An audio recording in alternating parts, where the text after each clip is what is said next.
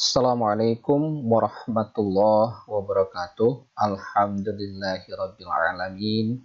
Asyhadu an la ilaha illallah wa asyhadu anna Muhammadar Rasulullah. Raditu billahi rabba wa bil islami dina wa bi Muhammadin nabiyya wa rasulah. Rabbish shrah li sadri wa yassir li amri wahlul 'uqdatam min lisani yafqahu qawli. Semoga Anda semua dalam keadaan sehat dan dapat keberkahan dari Allah Subhanahu wa Ta'ala, termasuk keluarga Anda, kerabat Anda di mana saja, ya. Semoga selalu mendapat perlindungan dari Allah Subhanahu wa Ta'ala. Kita lanjutkan topik kita, sudah sampai pada strategic planning kesehatan masyarakat, ya. Pengertiannya, ya, perencanaan, ya, strategic planning itu diantaranya adalah dimulai dari perencanaan. Perencanaan itu apa? Merupakan salah satu fungsi administrasi dalam rangka memecahkan masalah, yang di dalamnya terkandung suatu proses sistematis yang mempunyai urutan logical sequence. Artinya, suatu langkah dalam proses perencanaan adalah konsekuensi logis dari langkah sebelumnya. Ya, jadi ada pendapat lain, ini kalau yang tadi itu adalah dari Debcast 1987. Ada pendapat ahli lain dari Billy. Perencanaan merupakan kemampuan untuk memilih satu kemungkinan dari berbagai banyak kemungkinan yang tersedia dan yang dipandang paling tepat untuk mencapai tujuan. Ya, itu dari segi pengertiannya. Perencanaan kesehatan adalah sebuah proses yang terdiri dari langkah-langkah yang berkesinambungan untuk merumuskan masalah-masalah kesehatan yang berkembang di masyarakat, menentukan kebutuhan dan sumber daya yang tersedia, menetapkan tujuan program yang paling pokok, dan menyusun langkah-langkah praktis untuk mencapai tujuan yang telah ditetapkan. Jadi, perencanaan itu adalah suatu proses menyambung diskusi ataupun topik sebelumnya. Itu proses yang berkesinambungan untuk merumuskan masalah-masalah kesehatan, ya. Kita pada saat ini akan lebih masuk mendetail tentang bidang Anda, ya. Perencanaan akan menjadi efektif jika perumusan masalah sudah dilakukan berdasarkan fakta-fakta, bukan berdasarkan emosi atau angan-angan saja. Fakta-fakta diungkap dengan menggunakan data untuk menunjang perumusan masalah. Jadi perencanaan itu diawali dari suatu masalah, fakta yang ada di lapangan. Jangan ditebak-tebak, ya, jangan angan-angan, jangan kira-kira. Itu nanti bisa menimbulkan meleset atau tidak tepat nantinya di dalam mengambil kebijakan. Kemudian perencanaan itu merupakan proses pemilihan alternatif, ya, tindakan yang terbaik untuk mencapai tujuan. Jadi nanti di lapangan itu banyak sekali alternatif tindakan yang bisa dilakukan. Tetapi kita dengan perencanaan itu sudah bisa harus bisa, ya, mendapatkan alternatif yang terbaik. Ya, ini ya fungsi dari perencanaan. Perencanaan juga merupakan suatu keputusan untuk mengerjakan sesuatu yang di masa akan datang, yaitu suatu tindakan yang diproyeksikan di masa yang akan datang. Jadi langsung ke depan kita. Ya, yang namanya perencanaan itu kita harus bisa prediksi akan kemanakah kita, ya, seperti apa kita.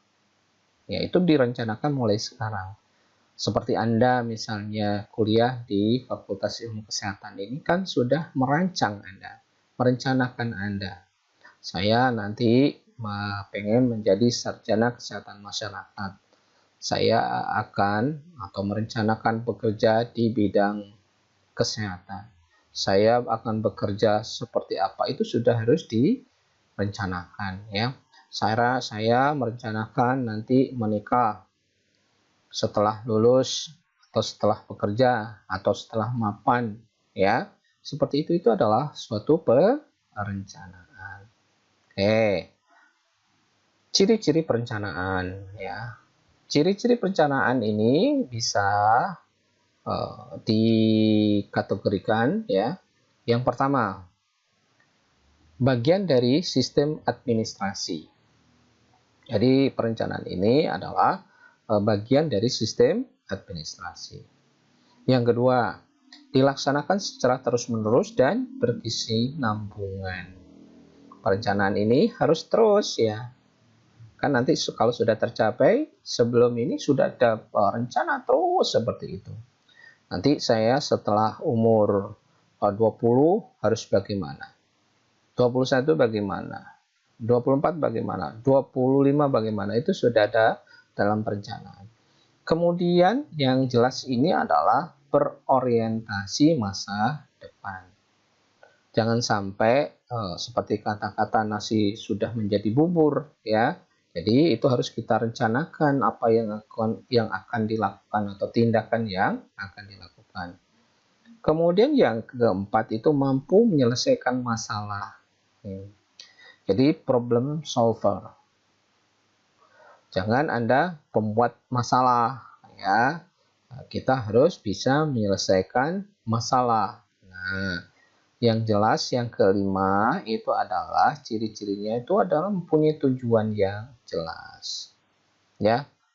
Kalau ditanya, Anda cita-cita Anda apa? Ya.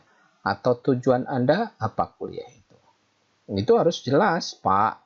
Saya tujuan kuliah ini misalnya untuk mendapatkan nilai yang bagus. Setelah nilai, saya pengen mendapatkan ilmu tentang kesehatan masyarakat, Pak. Sehingga nanti saya bisa membantu masyarakat di sekitar saya. Ya, sehingga saya bisa bekerja di lingkungan kesehatan, ya, di dinas kesehatan, di puskesmas dan lain-lain. Ya, tujuannya macam-macam, ya. Anda harus memilih nanti yang menurut Anda terbaik itu dari alternatif tujuan yang banyak sekali. Kemudian langkah-langkah, kemudian prosesnya, Anda harus juga melakukan dengan baik, yang taktis istilahnya, yang sangat strategis seperti judul tadi, ya, strategic planning. Jenis-jenis perencanaan kesehatan dilihat dari jangka waktu berlakunya, ya. Jadi dilihat dari jangka waktu berlakunya rencana tersebut. Bisa yang pertama itu rencana jangka panjang, long term planning, yang berlaku antara 10 sampai 25 tahun. Ini rencana jangka panjang. Kemudian yang berikutnya rencana jangka menengah, medium range planning. Ya, yang berlaku antara 5 sampai 7 tahun. Bisa juga rencana jangka pendek, short range planning. Umumnya hanya berlaku untuk 1 tahun. Nah, ini kita harapkan kalau Anda bergerak di bidang kesehatan masyarakat, ini semua rencana ini harus dibuat itu agar kita terarah pada tujuan yang ingin dicapai. Kalau tidak ada rambu-rambunya, ini adalah merupakan rambu-rambu, ya, rambu-rambu supaya tidak kita meleng sana, meleng kiri, meleng kanan, apa ya, melengok, ya, menengok kiri kanan, ya. Kalau bisa seperti kacamata kuda.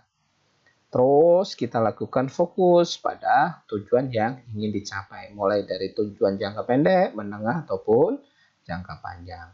Tetapi tidak menutup kemungkinan nanti di tengah perjalanan itu ada hal-hal atau fenomena yang baru yang kita harus sesuaikan, boleh saja, ya.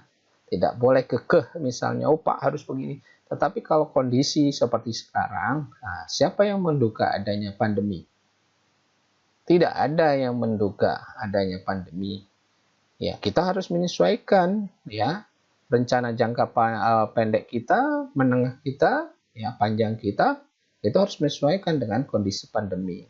berubah semua, boleh, silakan. Memang itu dimungkinkan. Oke, kita lanjutkan. Dilihat dari tingkatannya. Rencana induk misalnya, master plan. Lebih menitik beratkan uraian kebijakan organisasi. Rencana ini mempunyai tujuan jangka panjang dan mempunyai ruang lingkup yang luas. Ini rencana induk. Bisa ada yang membuat istilah kalau di perguruan tinggi RIP, rencana induk pengembangan, ya. Silahkan nanti disesuaikan dengan lembaga kalau Anda nanti bekerja, tetapi ilmunya Anda sudah tahu. Yang kedua itu rencana operasional atau dikenal dengan operational planning. Lebih menitik beratkan pada pedoman atau petunjuk dalam melaksanakan suatu program. Nah, yang ketiga, rencana harian day-to-day planning ialah rencana harian yang bersifat rutin. Ini dilihat dari tingkatannya. Dibagi rencana induk, rencana operasional, dan rencana harian day-to-day planning. Nah, ditinjau dari ruang lingkupnya. Ada yang membuat kategori yang pertama itu ada rencana strategis, ya, seperti judul kita strategic planning, berisikan uraian tentang kebijakan, tujuan jangka panjang, dan waktu pelaksanaan yang lama. Model rencana ini sulit untuk diubah, ya, tetapi bisa dirubah kalau misalnya terjadi keadaan kahar seperti sekarang ini, ya, pandemi, semua diarahkan untuk mengatasi pandemi ini, ya. Ini sesuatu yang di luar istilahnya pantauan kita semua, di luar prediksi kita semua, dan kita harus selesaikan itu dengan sebaik-baiknya. Yang kedua, rencana taktis atau tactical planning ialah rencana yang berisi uraian yang bersifat jangka pendek, mudah menyesuaikan kegiatan-kegiatannya, asalkan tujuan tidak berubah. Itu, ya. Yang ke C, rencana menyeluruh, dikenal dengan comprehensive planning, ialah rencana yang mengandung uraian secara menyeluruh dan lengkap.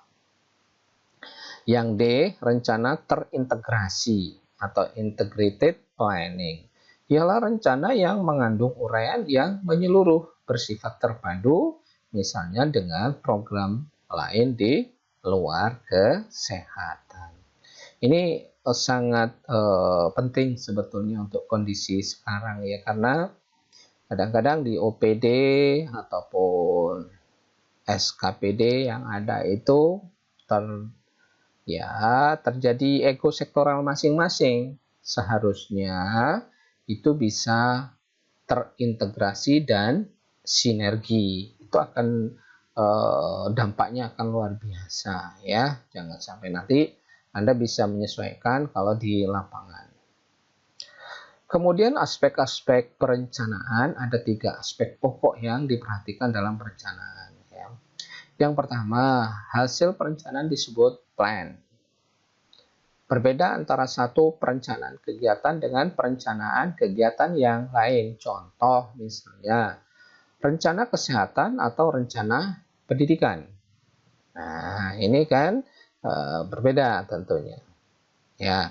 Kemudian yang kedua, perangkat pelaksanaan atau mechanic of planning adalah suatu organisasi ditugaskan bertanggung jawab menyelenggarakan pekerjaan pelaksanaan. Yang ketiga, prosesnya, proses perencanaan, yaitu proses of planning, adalah langkah-langkah yang harus dilaksanakan pada pekerjaan perencanaan tersebut, ya. Jadi itu 3 aspek pokok yang harus diperhatikan di dalam proses perencanaan, ya. Nah, sekarang proses perencanaan. Perencanaan dalam suatu organisasi adalah suatu proses Dimulai dari identifikasi masalah. Ini yang penting, yang sering dilupakan ya. Dimulai dari identifikasi masalah. Kita pengen menyelesaikan masalah ya di dalam membuat program itu. Ya, tidak bisa semau gue ya. Kita lihat kondisi lapangan seperti apa, identifikasi dulu masalahnya. Nah, masalah setelah diidentifikasi, mungkin ada beberapa, ada 5, 6, atau ada 10 ya, tergantung daerahnya, baru kita melakukan penentuan prioritas masalah yang akan diselesaikan. Kemudian dilakukan perencanaan pemecahan masalahnya seperti apa, ya.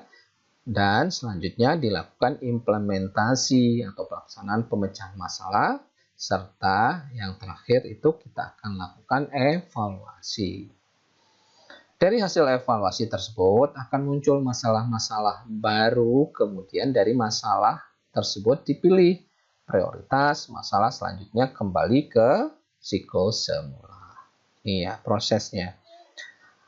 Di bidang kesehatan, khususnya, proses perencanaan ini pada umumnya menggunakan pendekatan pemecahan masalah atau problem solving. Ya, jadi pendekatannya adalah pemecahan masalah atau problem solving. Nah, selanjutnya kita mulai ya satu persatu. Bagaimana identifikasi masalah? Perencanaan pada hakikatnya adalah suatu bentuk rancangan pemecahan masalah. Jadi intinya adalah perencanaan itu adalah suatu bentuk rancangan pemecahan masalah. Oleh sebab itu, langkah awal dalam perencanaan kesehatan adalah mengidentifikasi masalah-masalah kesehatan masyarakat di lingkungan unit organisasi yang bersangkutan atau organisasi Anda nanti kalau bekerja.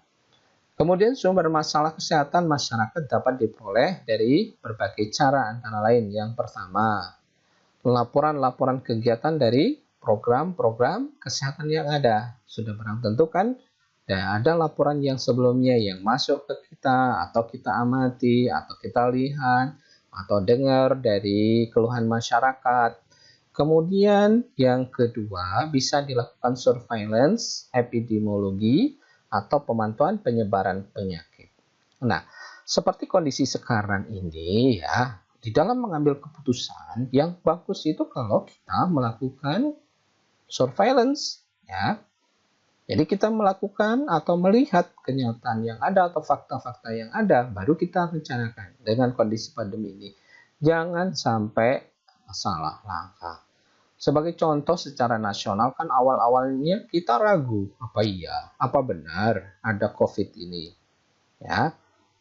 Ini yang menentukan titik kritisnya. Kadang-kadang kita kan cuma menebak-nebak saja. Enggak. Itu barang enggak jelas. Ya, begitu kena ribut seperti sekarang. Sekarang ini sudah mulai susah dikendalikan.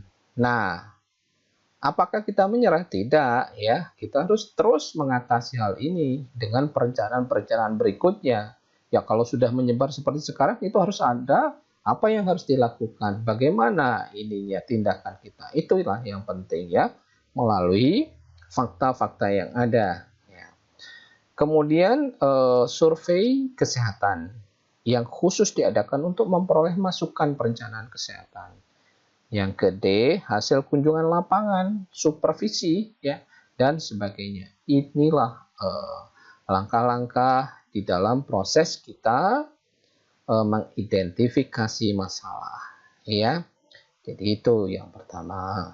Kemudian yang kedua, menetapkan prioritas masalah. Kegiatan identifikasi masalah menghasilkan segudang masalah nanti. Bertumpuk-tumpuk banyak sekali ya yang menunggu untuk ditangani. Oleh karena itu, keterbatasan sumber daya. Kita terbatas, tenaga sumber daya kita terbatas, Pak, misalnya. Termasuk biaya, tenaga kita, dan teknologi. Maka tidak semua masalah tersebut dapat dipecahkan sekaligus direncanakan pemecahannya. Contoh sekarang ya. Teknologi tentang vaksin misalnya untuk COVID itu. masih proses, masih uji coba, masih dalam proses pengiriman sekarang. Itu adalah suatu masalah, kan ada plan A, plan B, bagaimana prioritasnya seperti apa, siapa yang duluan nanti divaksin. Itu kan adalah bagaimana kita menetapkan prioritas sampai kepada keputusan, oh tenaga kesehatan misalnya harus divaksin lebih dulu. Nah itu adalah bagaimana kita menetapkan prioritas masalah itu, ya. Ini adalah contoh bagus untuk kita semua. Kenapa misalnya yang harus divaksin itu tenaga kesehatan? Karena tenaga kesehatan itu yang memang ujung tombak, ya, yang berhubungan langsung dengan masyarakat yang terdampak. Untuk itu harus dipilih masalah mana yang visible untuk dipecahkan.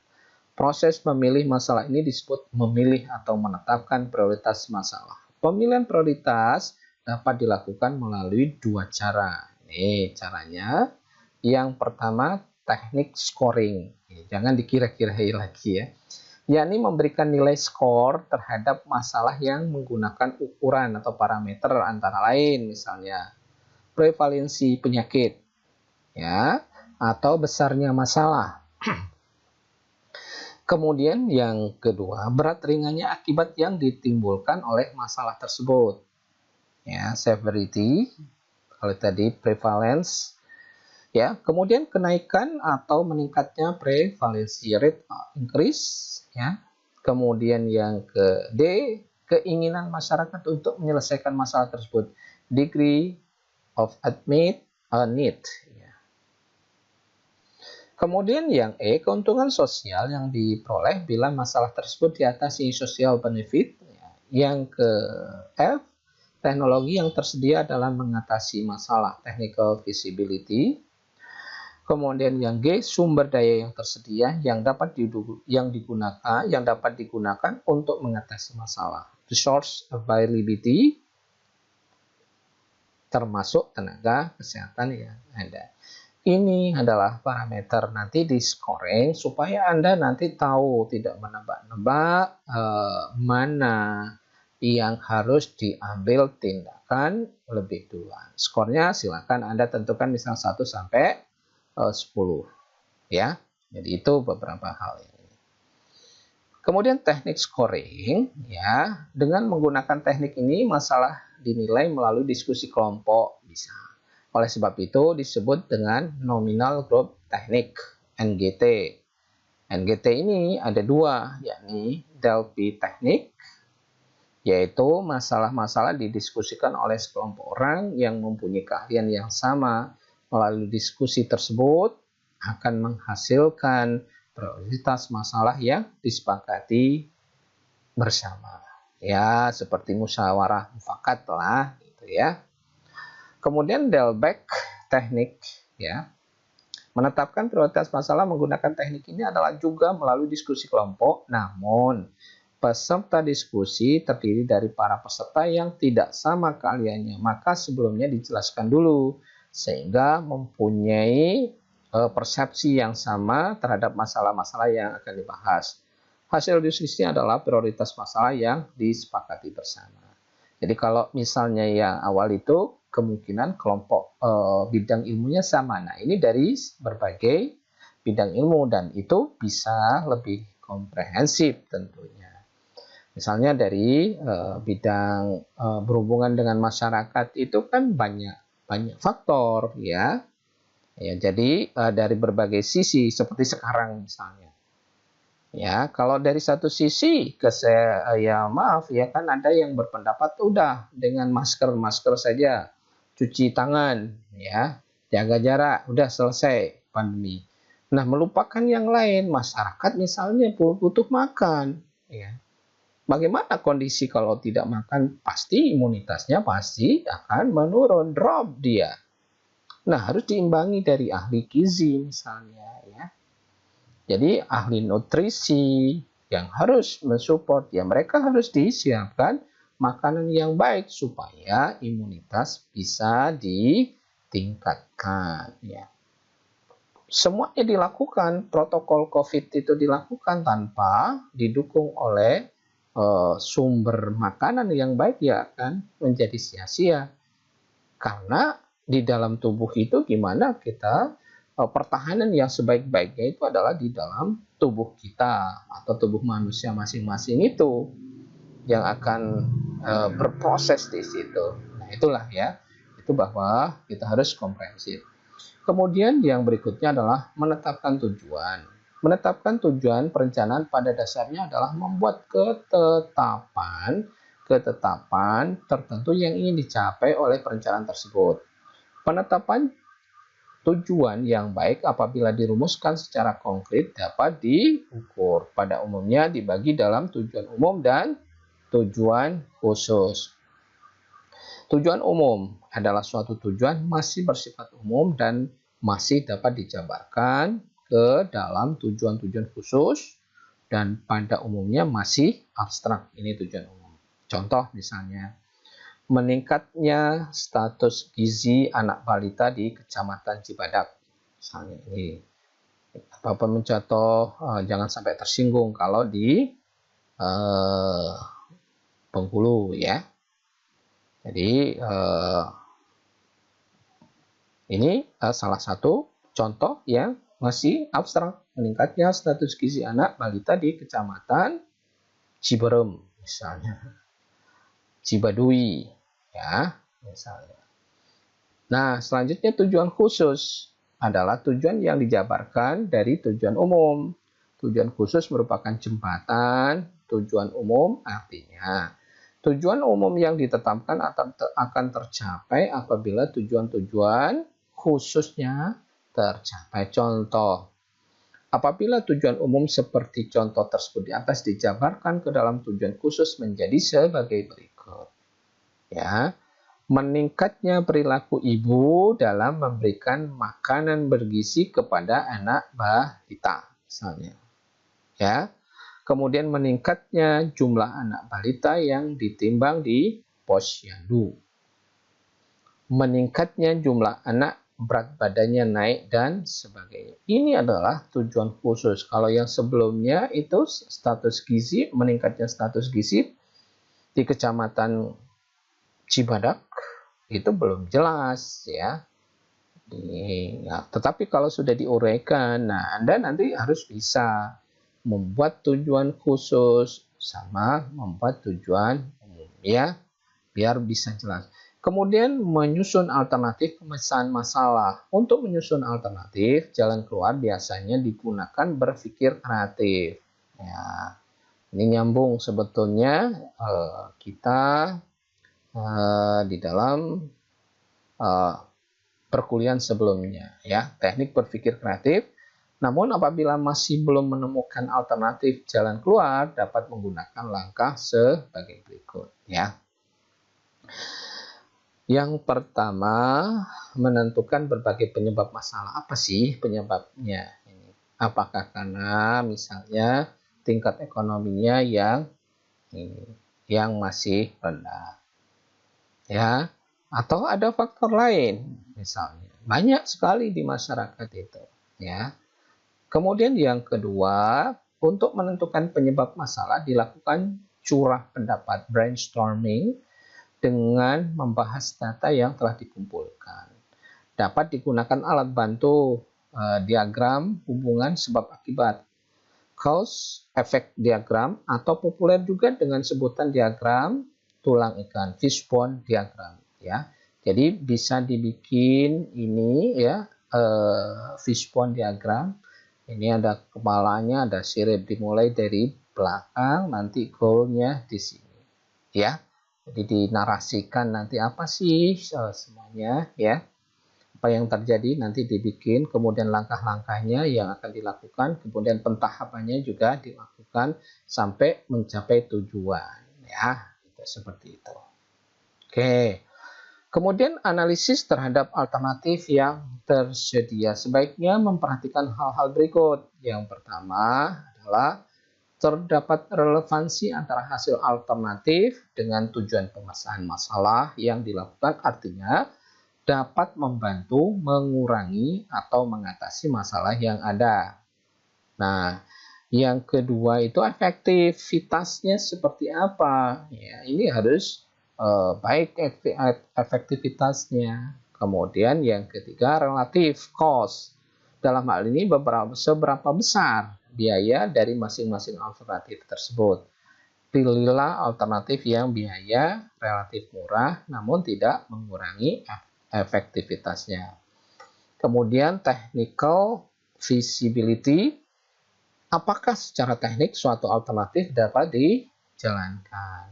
Ya, karena nanti banyak di lapangan itu alternatif-alternatif yang bagus, tetapi tidak bisa dijalankan di daerah itu karena misalnya kendala transportasi, misalnya kendala tenaga, ya.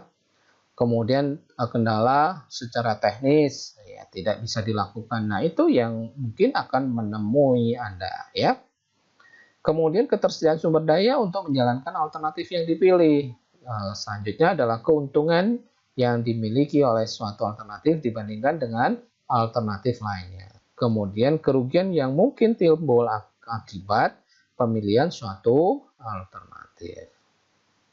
Nah, untuk memilihnya dapat memakai kriteria matriks, ya. Anda mungkin sudah tahu, ya, bikin matriks, ya, melalui efektivitas jalan keluar dan efisiensi jalan keluar. Nah, prioritas jalan keluar adalah nilai efektivitasnya yang paling tinggi tentunya. Nah, untuk menentukan efektivitas jalan keluar dipergunakan kriteria tambahan seperti besarnya masalah yang disebabkan atau yang dapat diselesaikan atau magnitude. Kemudian pentingnya jalan keluar, importansi. Kemudian selanjutnya adalah sensitivitas jalan keluar, vulnerability, ya. Untuk nilai efisien biasanya dikaitkan biaya cost yang diperlukan untuk melaksanakan jalan keluar. Jadi ujung-ujungnya adalah cost atau biaya itu kalau bisa ditekan serendah mungkin tetapi hasilnya sebesar mungkin. Inilah yang namanya nilai efisien, ya. Oke, kita lanjutkan. Yang kelima itu rencana operasional, ya. Ini penting ya, setelah kita rencanakan, identifikasi masalah dan seterusnya, maka kita lakukan rencana operasional.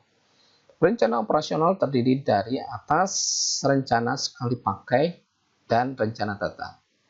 Rencana sekali pakai dikembangkan untuk mencapai tujuan tertentu dan ditingkatkan manakala tujuan tersebut telah dicapai. Kemudian rencana sekali pakai merupakan arah tindakan yang mungkin tidak akan terulang dalam bentuk yang sama di masa yang akan datang. Ya, itu bisa kita lakukan. Kemudian bentuk utama rencana sekali pakai antara lain program. Misalnya, program mencakup serangkaian aktivitas yang relatif luas. Ya. Kemudian proyek, bagian dari program yang lebih kecil dan mandiri. Proyek ini juga memiliki cakupan terbatas dan jelas mengenai tugas dan waktu.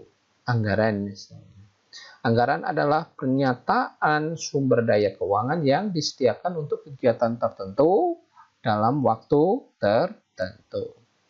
Nah, rencana tetap merupakan pendekatan yang sudah dilakukan untuk menangani situasi yang terjadi berulang, repetitif, ya, dan dapat diperkirakan.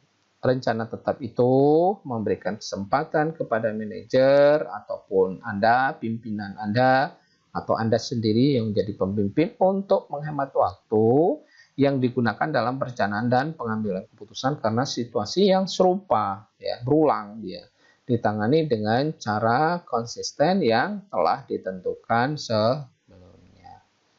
Jadi ini rencana tetap itu nanti pasti akan bisa dilakukan berulang-ulang, ya, diprogramkan mungkin setiap bulan, setiap 2 bulan, setiap 3 bulanan, atau setiap 6 bulanan dan seterusnya, setahunan dan seterusnya.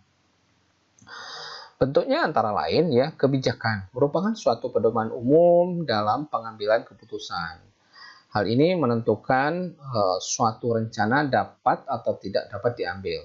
Prosedurnya, ya, prosedur standar implementasi kebijakan dilakukan melalui garis pedoman yang lebih detail yang disebut prosedur standar. Yang ketiga, peraturan pernyataan bahwa suatu tindakan harus dilakukan atau tidak boleh dilakukan dalam situasi tertentu. Nah, ya. Nah, rencana kegiatan atau rencana operasional pada umumnya kegiatan mencakup 3 tahap pokok, yakni yang pertama adalah rencana kegiatan pada tahap persiapan. Ya, pasti diperlukan persiapan ya, yakni kegiatan-kegiatan yang dilakukan sebelum kegiatan pokok dilaksanakan. Misalnya rapat-rapat koordinasi. Nah, ini harus dilakukan ya. Kemudian kadang kita memerlukan perizinan ya, dan sebagainya. Mungkin butuh peralatan yang harus disiapkan ya, macam-macam. Kemudian rencana kegiatan pada tahap pelaksanaan, yakni kegiatan pokok program yang bersangkutan. Yang berikutnya adalah rencana kegiatan pada tahap penilaian, yakni kegiatan untuk mengevaluasi seluruh kegiatan dalam rangka pencapaian program tersebut. Oke, tuh. Kemudian dalam perencanaan operasional terdapat kegiatan menetapkan sasaran atau target group. Ya.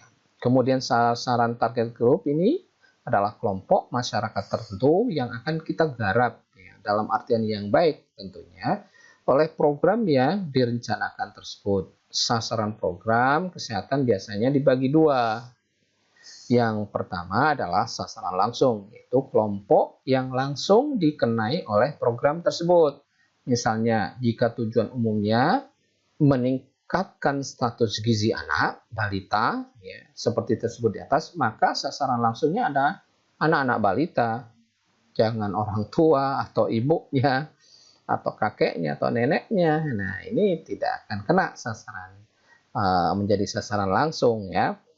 Sasaran tidak langsung adalah kelompok yang menjadi sasaran antara program tersebut, namun berpengaruh sekali terhadap sasaran langsung. Misal, seperti contoh tersebut di atas, anak balita sebagai sasaran langsung, sedangkan ibunya atau ibu anak balita tersebut sebagai sasaran tidak langsung. Ya, karena anak balita itu kan tidak bisa bergerak sendiri, dia harus diatur, harus diantar, dan lain-lain. Ibu anak balita, khususnya perilaku ibu dalam memberikan makanan bergizi kepada anak sangat menentukan status gizi anak balita tersebut. Ya, jadi pengetahuan ibunya ini yang memberikan atau membantu ya supaya anaknya itu bisa mendapatkan asupan gizi yang seimbang, yang baik, yang optimal sehingga pertumbuhannya akan bagus misalnya. Seperti itu ya, karena harus ada perannya. Nah, Anda harus tahu sasaran langsung dan sasaran tidak langsungnya. Ya. Oke. Yang berikutnya, pelaksanaan dan penggerakan. Setelah rencana strategis atau rencana operasional telah disepakati dan tidak mengalami perubahan, maka saatnya melakukan pelaksanaan terhadap sasaran dituju dengan tujuan yang telah ditentukan. Langkah-langkahnya seperti apa? Dalam pelaksanaan juga harus diperhatikan dan pelaksanaan harus berpedoman terhadap tujuan. Ini ada tujuan yang ingin kita capai, waktu yang ditetapkan, dan rundown kegiatan. Ini harus dipatuhi ya supaya tujuannya tercapai. Dalam pelaksanaan rencana, tidak jarang kondisi di lapangan berbeda dengan apa yang telah kita rencanakan. Namun, seperti yang sudah diperkirakan, sejak awal kita harus menyiapkan alternatif pemecahan masalah, atau plan A, plan B, plan C, dan seterusnya. Maka sudah sepatutnya rencana dimaksudkan agar bersifat fleksibel, namun tetap terarah sesuai dengan tujuan yang ingin dicapai. Ibaratnya tidak ada retan, akar pun jadi, tetapi kalau bisa akarnya setaraf dengan rotan itu, jangan terlalu jauh ya, nanti putus misalnya ya, atau apa ya. Nah, ini Kemudian pelaksanaan dan penggerakan sebisa mungkin dilakukan seefektif dan seefisien mungkin sesuai dengan sumber daya yang ada. Oke. Yang ketujuh itu kita lakukan pemantauan, pengawasan, dan pengendalian. Kegiatan pemantauan, pengawasan, pengendalian atau monitoring atau MONEF ya, evaluasi, MONEF ya, monitoring dan bertujuan untuk memantau suatu kegiatan penelitian atau pengembangan dalam pencapaian sasaran. Kegiatan ini bertujuan untuk meningkatkan efisiensi dan efektivitas dari sebuah proyek atau organisasi. Selain itu, pemantauan dilakukan berdasarkan target dan kegiatan yang telah direncanakan selama proses pekerjaan berlangsung. Pemantauan dan pengawasan dapat membantu pekerjaan tercatat dalam jalurnya dan manajemen mudah mengetahui suatu kesalahan dalam pekerjaan tersebut. Nah, pelaksanaan monitoring dapat dilakukan dengan berbagai cara, disesuaikan dengan situasi dan kondisi yang ada di lapangan nantinya ya. Untuk monitoring di tingkat lapangan dapat dilakukan dengan cara diskusi langsung dengan intensif ya, bersama para stakeholder yang terlibat dalam kegiatan tersebut, atau dengan representasi setiap kegiatan oleh penerima manfaat pada waktu yang disepakati. Pelaksanaan pengawasan sekaligus pengendalian di tingkat manajemen lokal dilakukan secara intensif setiap minggu, sedangkan untuk tingkat manajemen pusat dilakukan dalam setiap pelaksanaan kegiatan yang disesuaikan dengan kebutuhan yang ada. Oke, yang berikutnya kita melakukan evaluasi. Evaluasi itu apa? Adalah atau merupakan rangkuman hasil pengukuran capaian kinerja selama waktu berjalan yang berkontribusi terhadap capaian outcome yang ditetapkan dalam rencana strategi atau Renstra atau rencana operasional ya, seperti yang digambarkan di depan ya. Capaian kinerja output dan outcome diukur dengan menggunakan berbagai indikator kinerja ya, yang telah ditetapkan dalam Renstra. Keseluruhan capaian kinerja merupakan ukuran keberhasilan manajemen program dalam pelaksanaan tugas dan fungsinya. Ya, jadi kita evaluasi. Contoh gampangnya, Anda kenapa misalnya Anda kuliah harus dilakukan evaluasi dalam bentuk misalnya UTS, ujian tengah semester, atau UAS, ya. Ujian akhir semester itu adalah untuk mengetahui capaian outcome yang sudah diberikan oleh Bapak misalnya selaku dosen, itu pengen tahu mengevaluasi sudah sampai sejauh mana perkuliahan itu bisa berjalan dan diterima oleh Anda semua ya. Kemudian evaluasi capaian kinerja dilakukan antara lain dengan analisa membandingkan antara apa yang direncanakan dengan apa yang dihasilkan, disertai dengan tingkat capaian dalam ukuran kuantitatif yang tertera dalam penetapan indikator yang terdiri dari indikator input dan indikator output. Dalam evaluasi kita dapat menilai efisiensinya, kemudian efektivitasnya, dan dampaknya. Dalam kegiatan ini ada beberapa penilaian selain input, proses, dan outputnya itu penilaian kegiatan, pemberian sanksi, dan pembuatan laporan. Nah, sekarang kita kaji lebih ini ya tentang fungsi ya. Apa sih fungsi perencanaan biar Anda lebih mantap ya? Fungsi perencanaan dapat dilihat dari 4 aspek. Yang pertama, kontribusi pada tujuan. Tujuan semua perencanaan adalah memfasilitasi perusahaan ataupun bukan perusahaan ya, dinas ya, dalam mencapai semua tujuannya. Merupakan prinsip utama mencapai tujuan bersama perusahaan. Yang kedua, keutamaan perencanaan. Perencanaan adalah perintah yang berfungsi untuk melakukan eksekusi. Ya, perencanaan juga bersifat aksi, tapi juga bisa menunjang tujuan bersama. Yang ketiga, penembusan rencana. Kemudian yang keempat, efisiensi perencanaan. Efisiensi terhadap rencana diukur menurut kontribusi sejumlah rencana terhadap beberapa tujuan dan objektivitasnya sebagai hasil dari pengeluaran biaya dan konsekuensi lain yang diperlukan untuk merumuskan dan menjalankannya. Itu adalah fungsi dari perencanaan. Sementara manfaatnya apa? Manfaat perencanaan bagi lembaga perencana program kesehatan adalah bagian dari lembaga kesehatan tersebut dapat mengetahui ya tujuan yang ingin dicapai dari program tersebut dan cara mencapainya. Ya.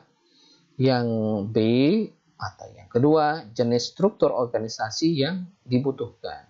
C, sejauh mana efektivitas kepemimpinan dan pengarahan yang diperlukan. Yang D, bentuk dan standar pengawasan yang akan dilakukan.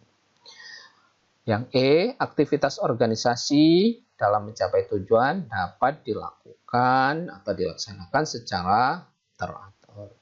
Yang F, ya menghilangkan aktivitas yang tidak produktif. Ya. Yang G, mengukur hasil kegiatan dan sebagainya.